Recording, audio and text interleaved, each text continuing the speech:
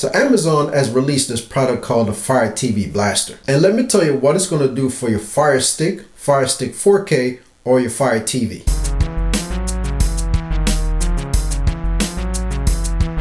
Okay, so first off, if you have a Fire TV Cube, it doesn't make any sense getting the Fire TV Blaster, because this is what this device is actually doing. It's adding the Fire TV Cube features onto your Fire Sticks, whether you got Fire Stick or a Fire Stick 4K or the Fire TV. So this device doesn't work independently. You're going to need one of the Fire Stick. It doesn't matter which kind.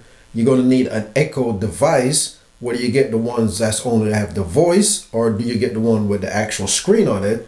You have to have one of those. And with the combination of all those different parts, this is how the Fire TV Blaster works. So what kind of capability does the Fire TV Blast gives you? Well, it's going to give you the opportunity to control your TV, your cable box, your satellite box, your stereo receiver, and your soundbar. So that's going to give you the capability of powering stuff on and off, control the volume, change inputs on the TV, for instance, all with the power of your voice by using the Amazon voice assistant. And according to Amazon, this is going to eliminate all those remote that you have to control all these different devices. So why did Amazon come out with this device? To be honest with you, I have no idea, because they already have the Fire TV Cube.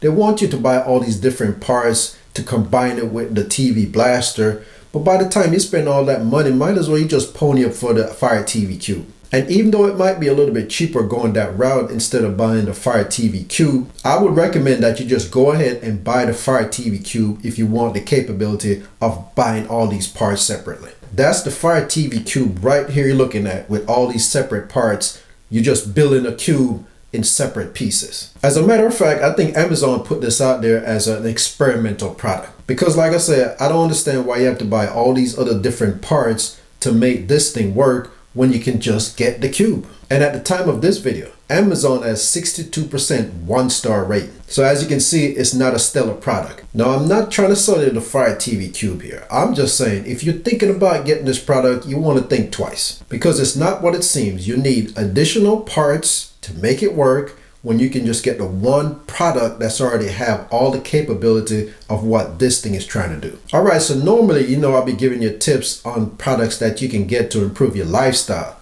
But in this video, it's a buyer beware. Stay away from the Fire TV Blaster. All right, so that's going to be it for this video. Go ahead and give this video a thumbs up and share it so other people will be aware of this Fire TV Blaster before they spend their money on it and realize that it's not what it cracks up to be. I want to thank you for taking the time for watching this video. Have a good one, and I'll see you next time.